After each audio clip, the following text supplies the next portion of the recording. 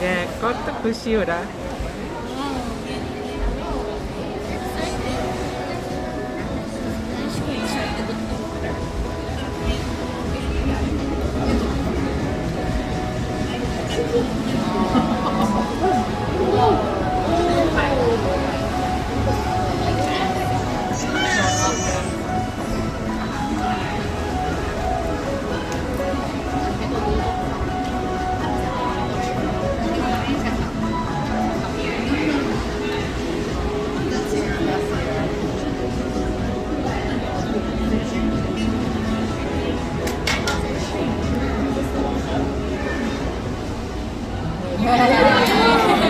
Good afternoon, everyone. Welcome to the New England Aquarium. My name is Leah. I'm one of the animal trainers here, and I'm going to be introducing you all to our California sea lions here today.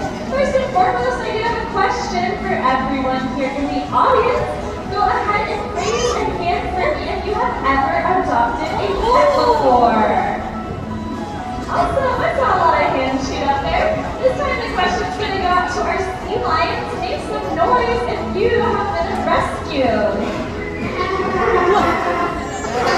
That's right, everyone. All of our California sea lions that you see here today are in fact rescued due to their inability to hunt and thrive on their own. They were deemed non-releasable and needed a forever home.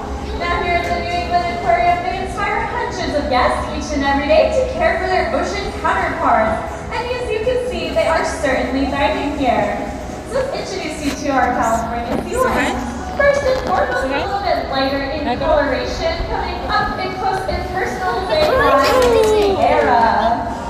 And then all the way to my left-hand side, a little bit darker in coloration, showing off how fast California sea lions can swim, is Geo.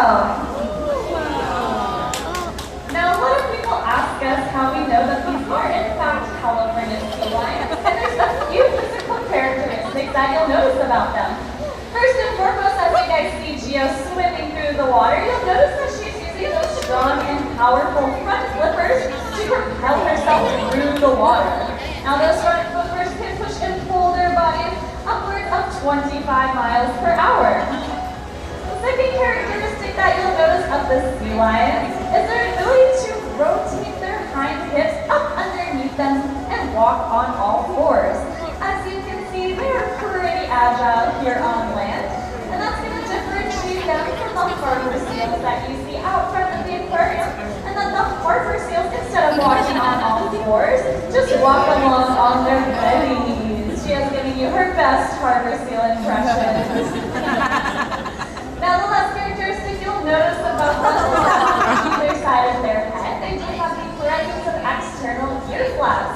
Now, these external ear flaps are going to differentiate them from the harbor seals, and then instead of an external ear flap, the harbor seals instead have a tiny pinhole located behind their eyes.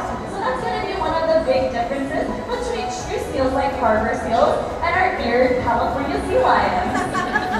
Now, a lot of people ask us how we will be a strong and positive relationship with our animals each and every day, and I'm going to start out by getting to know the animals really well and finding out all of the different things that they like.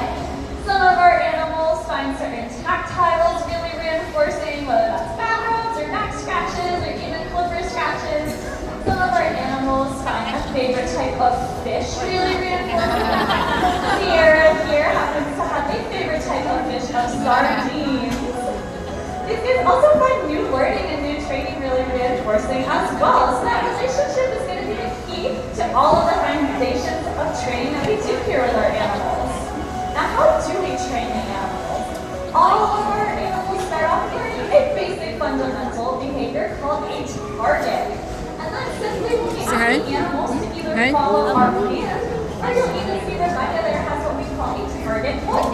Now, all of our training is done through positive reinforcement. So when the sea lions do what we're looking for, we're going to say the word good or blow or whistle so they know that's the exact behavior we're looking for. Now, Geo here, she's actually working on a behavior where she turns front and faces the audience. As you can see, Sierra here is actually demonstrating the completed version of that behavior, where she faces the audience and waits until Liz here gives her more information. Now, as you can see, Geo working through this training process, she's actually starting off by just learning how to turn around and face into the correct spot. And although this looks really simple, it can take a lot of time to train the animals all of these different behaviors. Now what you might notice here too is if at any point in time Geo does do an incorrect behavior, you're going to notice something crazy, that nothing happens. Like I said, all of the training that we do here today is through positive reinforcement. So if Geo does the wrong behavior on accident, all we do is give a little pause to allow her to think, and then we try again. If Geo still doesn't quite get that behavior right, that is totally okay. We'll just move on to something else and try again later in session. But she actually did really wonderful for that training approximation, so give her a big round of applause.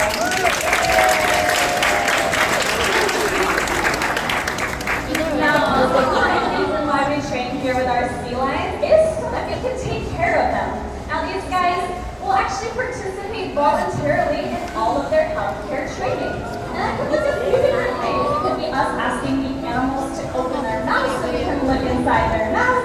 It could be something as simple as Geo lying down nice and comfortable, letting us look over her entire body. And that's going to be important for any of our vet staff to take a look at our animals. We want the animals to be really comfortable with us, looking over their entire bodies, making sure that there's no bumps, cuts, scrapes, or bruises, and that's going to help us take the best care possible of them. Now these guys can also participate in voluntary blood draws, ultrasound, or x-rays. So anything that you can think of when you go to the doctor for a routine healthcare checkup, we do here with our animals as well. Now we are going to be wrapping our presentation up in just a minute. We'll show off some high energy behaviors before we say goodbye, just to show off those physical capabilities of our sea lions. Whoa! Now these guys are moving through the water. You'll notice just how strong and powerful they are. And some of these behaviors are behaviors that they will do naturally on their own, such as swimming, maybe either to avoid predators, find prey, or even hang out and interact and chase other sea lions. Now we are going to be wrapping up our presentation for today. If you guys do have any extra questions, my name is Elena. I'll be out to answer any questions that you guys may have. Until then, enjoy the rest of your day here at the New England Aquarium.